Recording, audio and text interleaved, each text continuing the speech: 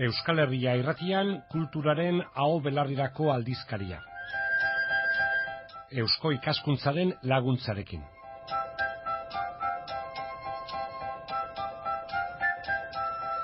Gure kultur aldizkariaren honako ale honetan, Kixoteren 200. urtearen kontuak ekarriko ditugu, edo nahiago baldin baduzue 202. Izan ere, atzean gelditu baitzen mendeurrena, hori 2005an izan zen. Orduan, zaparrada baino gehiago erauntsia izan genuen, Cervantes, Gorata, ezbera, Kixote aurretik eta edo nondik, mendeurren horren kontuak alde guztitatik etorri zitzizkigun. Iruñalde honetan ere izan genituen aipamenak eta hotsak baita euskaraz ere. Hitzaldi eta jardunaldi batzuk antolatu ziren, eta dena esategatik hasiera batean uzkur xamar, probetxuzko ezer aterako ote zen hortik, eta haranun baietz gertatu zen alegia, mamitsu eta berritzaile gertatu zirela jardunaldiak. Orain liburu batean bildurik agertu zaizkigu jardunaldi haietako ponentziak eta komunikazioak, Nafar Ateneoak eta Iruñeko udalak antolaturiko saioak izan ziren, eta orain udalak berak prestatu du edizioa. Beraz, argitalpen honen aitzakian, saio haietan, antolatzaile dota ponentzi egile ibili ziren aiskide batzuk ditugu gurekin. Kixote 200 urte, tartean Roldan Jimeno, Jose Miguel Birador, Iñaki Azkona edo Juan Carlos López Mugartza. Solasean hasteko gogoratu nahi dugu, nola gogo honez baino gehiago beharturik izan zela tala ekin ziotela Kixoteren kontuak antolatzeari. Roldan Jimeno. Bai, hasieran, esan bezala, zuk esan duzun bezala, gaia inposatua izan zen, baina inposatua jakin gabe zer eman behar zuen, ez? Eta, guk buelta eman genion, gustora hartu genuen nolabait esateko erronka, baina hori, azken batean gauza berezi bat egiteko eta gauza polit bat egiteko, ez? Eta, hor azken batean momentu horretan, urte horretan, Euskal Herria osoan hainbat egileek, Kixoteren inguruan eta Cervantesen inguruan ari ziren, eta, azken batean esfortzu horiek hartu, batu, eta liburu hau, eta jardunaldi horiek atea ziren, eta gero liburu hau, ez? Orduan, hasiera batean nik uste, Iruñeko udaletik botere politikoak jakina idei bat zeukan, nahiko deskafeinatua zena, eta, guk kafeina mordoa sartu genion, eta oso potentea atea zaigu, bai. Hemen beste da hona, eta eztabaidarako eta ekarpen bezala ikusi ditekena. Bakoitza bere trintxeretan, ezta? Euskarazko literatura, euskarazko kultura, gaztelerazkoa, eta hemen gurutzaketa bat eman da. Euskaraz tratatu da gaztelerakoa. Hemen Jose Miguel Biradorre badu bere ikuspuntua. Nik uste dut interesgarria dela euskaldunentzako erdaldunen kultura ere tratatzea, eta oso interesgarri izango litzateke modu berean euskaldunon kultura erderaz zehatzea edo bintzat aztertzea, ez? Bintzat bestek, hau da, erdaldunek ezagut dezaten gurea, eta guk ezagutzen dugu, ez? Ala beharrez, baina beti ere zerbait ikasteko izan daiteke, ez? Eta gerora ere sendotu da, Kijoterekin egindako lana, gero Pio Barojarekin eta entenditzen da, eman kordela lan hau euskararen baitatik gaztelerako literatura, zer beharko da inoiz ere erantzunik ere egongo ote den bestaldetik, korrespondentzia egongo ote den. Egon beharko luke, ez? Bakitera hori nahi nuke bino ez dakit egongo den, ez? Nik ikusten dut gaztelanian batez ere mundua izan behar nuen, baina batez ere jakin zuen mundua edo kulturan aritzen direnen munduan ikusten dut oso mundu itxia euskararekiko. Egongo dira bere excepzioak edo horrela, baina nik oro har, eta ez dute ikusten ekimenik sortzen denik nolabait beraien mundutik euskararen gana hurbiltzeko, ez? Ez dakit. Bueno, Iñaki Azkona eta ez hemen, ja itzuliz Onkixote Bantxakoaren zer honetan, aurkitu zen, aurkikuntzatxo bat edo berdeskurrimento bat ere izan duzela. Esate baterako alde batetik, fazeta bada, Iruñeko udalak berak izan zuela literatura, Kijote euskeraz eta hori guztia berriz ateratzeko motibo bat ere izan zela. Lehenago egina, baina gauza behin eta berriro gogoratu behar dira, 28ko literatur konkurso horiek eta ez da. Bai, noski. Bueno, ja, lehenagotik argitaratu genuen, ez? 28an hain zuzen, bueno, orduan izan zen Inzatar Damaso aitaren garai hori, ez? Hortuan ibilizien haiek udaletxean eta udalak kultural horrean egin zituen gauzetan beraiek Euskal Herrien aizkideak eta elkartu horiek garrantzi izan zuten eta udalak planteatu zuen, ikusti dut horien eraginez, Konkixoteren 9. kapituloa Euskarara zaitzultzea, ez? Zuzen, arrakasta handi zen, orduko euskal literaturako izarrik altuenak horiek parte hartu zuten bertan, ez? Horixe, Lizardi, Erigarai, ez? Horixe kain zuzen irabazi zuen, eta badirudi gainera itzulpen horrekin nolabait euskararako itzulpenetan aro berri bat hasi zela, ez? Behar bada, okurritzen aizet, gisa honetako beste konkurso bat, hori sekulako itzultzaile, kuadrilla bat bada, edo ez daki Kijote, edo zer hoteliteken ortesturen bat, edo ideia txoroa da. Ez, oso ideia ona, eta ez zuzen, non egiten dute orain urtero Nobel saria jasotzen duen idazlearen itzulpena, ez? Ordan, arrasten egiten dute. Nik uste pentsatzeko moduko zera, proposamena egin duzu. Hain zuzen, garai honetan, nik binipin udaletxetik ikusten dute literatur sorkuntzan, guk babestu egin duguna edo promozionatu egin duguna, nik uste dut momentu honetan ez dagoela bere momentu honean, ez? Geisten ari da, nik uste dut, Sorkuntzaren bezala izan? Bai, igual ez dakite ari naiz pixkate, baina bai, garai batean, egile berrian literatur lehiaketa horietan eta horrela, nik uste dut, 20 urte badu zera, lehiaketa horrek, ez? Eta bere izan du, bere goroko zehamaiak eta beikoak ere bai, baina nik uste dut orain, ez dela, azkeneko 4-5 urte hauetan, ez da bere honetan, ez? Nik uste dute kalidade idatzi gutxi aurkezten dira, baina lehen baino askoz gutxiago, eta baita ere askoz idatzi gutxiago, ez? Eta horrela ez da urte bat, baizik eta urte bat, eta beste bat dire urte batzuk, ez? Orduan agian, pensatu behar dira berbiztaldi bat izan ditu. Ez baina, itzuliz, Onkijoteren jardunaldi, eta hemen liburuan biltzen direnetara, Juan Carlos López Mugartza, zu zeuk eginiko aportazio bai, baina behar bada, ez dakit, aparatosona, deigarrina, distiratsuena, Pruden Gartziak eginiko izan zen, primizia, ematera etorri zen ona Iruñera, eta Perez Lazarragaren manuskritoa topatu berria, baina berak bilatu zituen hor, aidetasunak ez dakit, baina bai paralelismoak, kointzidentziak eta benetan kuriosoa, ez da izan duzela. Bai, guztiz bitxia. Eta gainera, bere hitzaldiaren hasierako hitzetan, berak esan zuen, mesedez, jendea ez aldatzeko gehiegi. Esan behar zuenaz, jendea ez aldatzeko, zen pixka bat joku filologiko bat egin behar zuen, eta agian esango zuen ura, etzela guztiz izango, baina nork frogatzen zuen gezurra zela.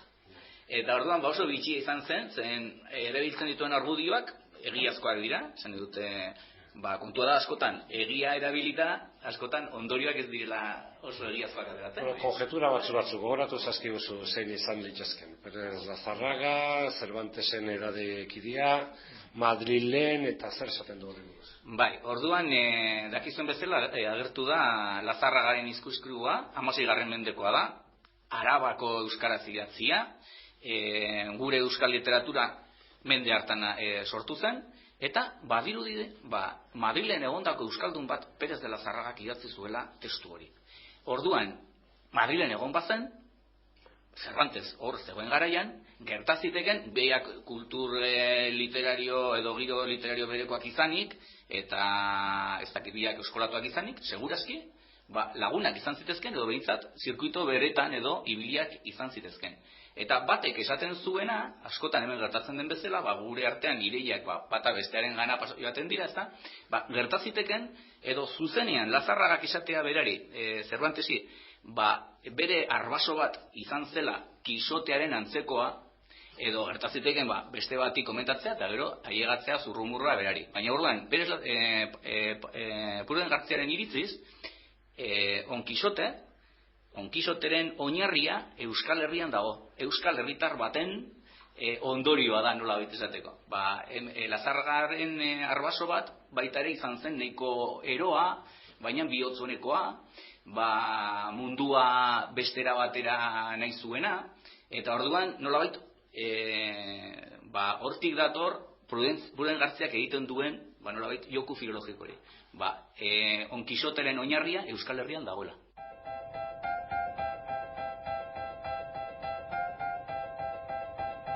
Kixote 200 urte liburua argitaratu baita, eta horri buruz ari gara, eta hemen Pruden Garziaren lana eta bere originaltasun eta berritasuna aipatu da, baina bada lan gehiago ere bildurik esandako jardunaldi hoietan esanikoetatik. Iñaki Azkona. Pruden Garzia aipatu duzu, baina nik uste dute liburu irakurrita ere nire asko gustatu zaito Ignacio Ayestarrena. Juan Carmen dago, eta Juan Carmen oso nahi duritzen zait, gainera berak komentatzen du hori euskal literaturak Cervantesek zer eragina izan duen, eta autorea askoren gana bari da ez, baina Ignacio Ayestarrenek tratatzen du modernidadearen gaia Cervantesen, eta zenbait elementu hartzen du, bat nola planteatzen den liburuan zer libururi saltzeko eta erostekoa dela, eta ja hor badago beste ordurako ez ziren ezen idazten saltzeko edo erosteko, beste gauzetarako, ez. Beste puntu bat da nola nahasten duen erokeria eta razionaltasuna, eta orduan ja hor ikusten da razionaltasunaren arora iristen ari dela gizartea, eta horrela.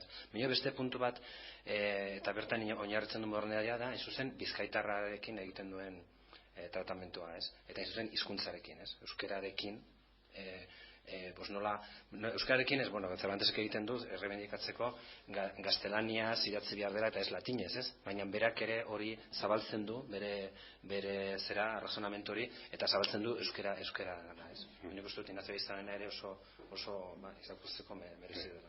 Ordenaz du agurtuko, beste ere beti, eztabaidatu izan den gaia, ia Cervantesek bizkaitarren, alegia euskaldun lepotik irri egiten duen, irrigarri hutz usten dituen, edo respetuzko keinurik, seinalerik baute dagoen da beste. Dena den, Jose Miguel, zuk hor beste arrastoren bat jarraitu duzu, asko izan ditezkena, eta bat, oain ez dakit horren aipatua, eta horren besteko garantzizoen, Kixotek egindako bidean, Nafarro barrenia sartu ote zen, hoi ere zer da, konjetura hutsa, zera oinarritu liteken zerbait edo zer, nondik atera zuzuk hori? Hori esaten zuen Esteban Txabarria izeneko idazle batek aurreko Mediolanaren ospakizunean, eta berak esaten zuen nola Kijote Bartzelonara joan zen, Zaragozatik pasatuta, eta ez da liburuan agertzen non hartu zuen, Mantxatik joan da, non hartu zuen Zaragozako bide hori, ez? Orduan, askatasun literaria izan da, Esteban Txabarriak proposatu zuen Nafarroan hartu zuela bidea, eta Nafarroako herriberan ibirizla gure Kijotea, eta Nafarroako lurra zapaldu zuela, ez. Hau, izan daiteke joku literario poli bat, baina kontua da, olako ikerketa, olako proposamena egin zuen, hain zuzen ere, ospakizun horietan, 1904an, sariketa literarioa antolatu zelako Iruñean bertan gai horrekin, ez. Kasualitatez lan bakarra aurkeztu zen, baina behintzat interes bat omen zegoen, antolatzaileen aldetikan hori nolabait ere frogatzeko, ez? Eta nonbait badirudi zegoela alako behar bat Kijote Nafarrorekin alego nola lotzeko, ez? Nik ez da egiten, igual planoa zabalduz, liburua hementxe eta merkatuan dago, bai ez kontua da, 200 urte, eta ja urte eta piko joan da, 2005-etik, eta urdur izan du genuen, zut izan ditekela garaia ja geroak zer ekarriko digun, gero hurbilean, eta Ateneoak Iruñeko udalarekin duen elkarlan honetan eta zer daukazuen eskutartean, zer egosten ari zareten edo. Gaina primizia izango da, baina nik uste dut egin daiteken primizia bat. Aurten nahi zuzen, Alexander Tapia Perurena, Iruñeko poeta, Navarreriako poeta deitu genuena, bain dela urte batzuk, Jose Mielek egin zuen antologia bat argitaratu genuenean.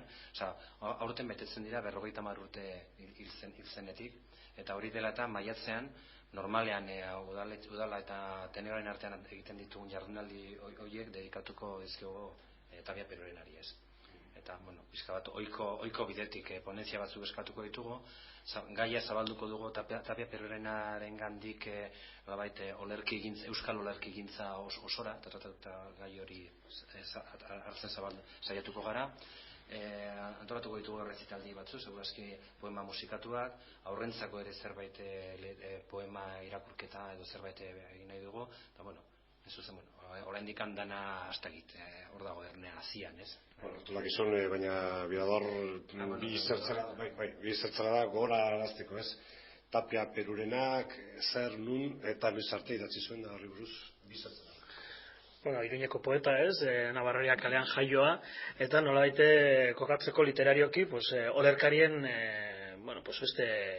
beste idazle bat, ez? Bea Lizardi, Lauaxeta, Aitzolen eskolakoan, nolabait esateko, idatzi zuen gerra horreko prentsa jeltzalean, batez ere, Euskadi, Eldian, Navarran, Amaiurren, Apartarra nolako zeratan, kazetariare bazen, erderaz eta euskeraz idatzi zuen, eta, bere poemekin nolabait ere, bere momentuan nik uste dut ezagunagoa, orain baino, Aitzolek antolatutako olerki egunetan hainbat sari irabazi zuen, baina sekulatzen irabazi lehendabizikoa, eta nolabait ere hori neurri batean izan da arrazoia, gero antzean ere, betiko antologietan eta literatur historietan eta ez gogoratzeko, ez?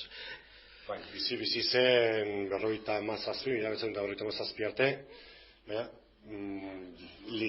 bizialdi literarioa laburago. Gerrarekin bukatu zen dena, ez? Gerrarekin nolabait ere, errekara joan zen gizona, eta bere mundu literarioa bukatu zen, ez? Kolaborazio baten bat, atea zuen Pregonen eta Bida Baskan, baina, esan daiteke hor euskal literaturarako bukatu zitzaigula, iartu zitzaigula gizona, 36an, ez?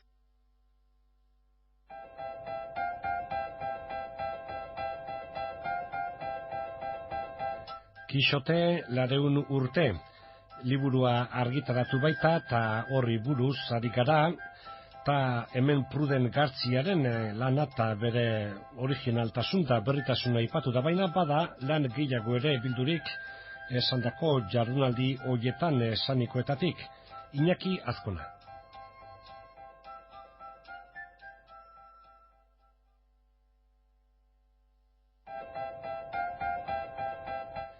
Onaino kultur aldizkaria, Alexander Tapia Perurenaz, azken berri horiek eta itzuliko gara jakina horietara, abia puntu eta gai nagusi Kixotetaren 200. urte hurrena izan baldin badugu ere. Eusko ikaskuntzaren laguntzarekin hemen Euskal Herria irratian eginiko saioa da, Eusko ikaskuntza Gaztelu plazan daukazue, eta Iruñan bezala nunai sarean sarturik, euskoikaskuntza.org, horixe da bere helbide elektronikoa.